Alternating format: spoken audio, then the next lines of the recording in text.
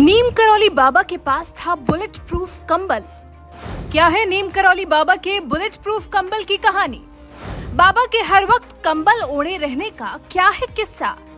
किसने बजरंगबली के भक्त बाबा नीम करौली को दिलाई अंतर्राष्ट्रीय पहचान? भारत को ऋषि मुनियों की धरती के नाम से जाना जाता है। पुरातन काल से लेकर अभी तक भारत कई महात्माओं और महापुरुषों का जन्म रहा है। इन्हीं महात्माओं ने अध्यात्म को पूरे विश्व में प्रचारित किया। संत महात्मा लोग हमारे जीवन को प्रकाशवान करते हैं, अपनी सुख सुविधाएं त्याग कर देश का भी कल्याण करते हैं।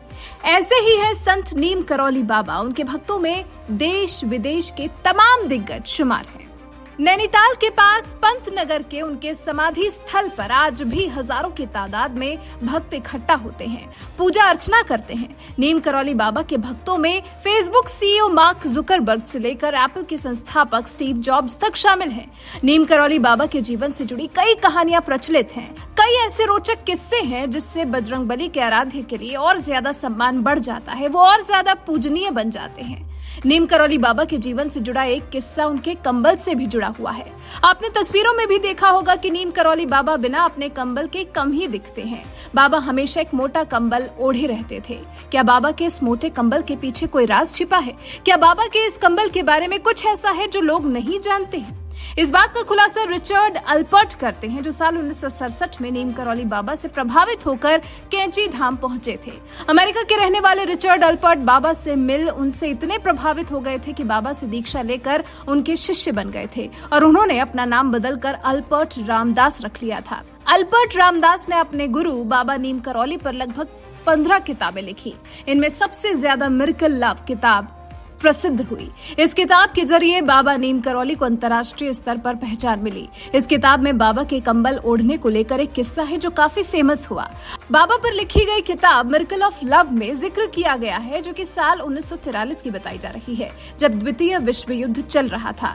युद्ध में ब्रिटिश सेना की तरफ से कई भारतीय भी लड़ रहे थे। इसी युद्ध में वर्मा फ्रंट पर एक बुजुर्ग दंपति का इकलौता बेटा भी था। एक दिन बाबा उस दंपति के घर पहुंचे। बुजुर्ग दंपति ने अपना दुख बाबा को बताया तो बाबा बोले कि चिंता मत करो, तुम्हारा बेटा 1 माह में वापस आ जाएगा। उस रात बाबा अपना कंबल लपेट कर बिना खाए पिए दंपति के घर ही सो गए थे। रात में बाबा के करहाने की आवाजें आई। दंपति ने सोचा कि बाबा भूखे सोए हैं और ऊपर से इस तरह से करहा रहे हैं, जरूर उन्हें कोई कष्ट होगा। किताब में दंपति के हवाले से लिखा है कि बाबा ऐसे करहा रहे थे जैसे उन पर कोई लाठियां बरसा रहा हो। इसे देखकर दंपति भी रात भर काफी परेशान थे।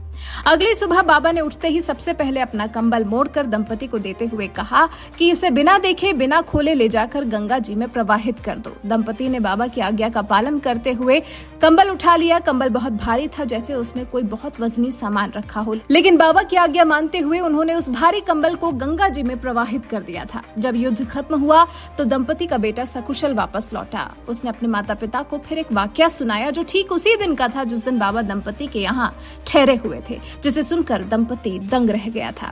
दंपति के बेटे ने सुनाया कि युद्ध के दौरान वो जापानी सैनिकों के बीच में अकेला फंस गया था, लेकिन कुछ ऐसा चमत्कार हुआ कि उस रात जापानी सैनिक गोलियां बरसाते रहे, लेकिन एक गोली छू तक नहीं पाई। दूसरे दिन सुबह ब्रिटिश फौज सहायता के लिए आई और सकुशल वापस आ गया। इस वाकये को सुन बूढ़े दंपति की आंखें भर आईं, क्योंकि उनका बेटा जिस रात का जिक्र कर रहा था वो वही रात थी जब बाबा रुके थे और दर्द से बहुत जोर से करहा रहे थे। फिर उनको उस दिन बाबा के करहाने और कंबल का राज समझने में देर नहीं लगी। नीम करौली बाबा के भक्त इसलिए उस कंबल को बुलेट प्रूफ कंबल भी कहते हैं। आपको बता दें, नीम करौली बाबा का मूल नाम लक्ष्मी नारायण शर्मा था। उनका जन्म सन 1900 के आसपास फिरोजाबाद के अकबरपुर में हुआ था। पिता का नाम दुर्गा प्रसाद शर्मा था। बाबा नीम करौली की प्रारंभिक शिक्षा अकबरपुर में ही हुई, लेकिन 11 साल की उम्र में उनका विवाह कर दिया गया था। बाद में वो अध्यात्म की तरफ मुड़ गए थे।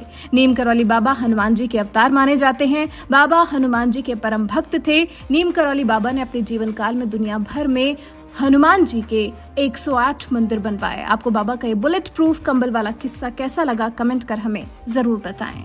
नखरे वाला बेटा हो या डाइटिंग वाली बेटी, डायबिटिक दादाजी हो या वेजिटेरियन मामा जी, सबको मिलेगा उनकी पसंद का खाना बस एक क्लिक पर। Download rail restaurant app and get tasty foods on your seat.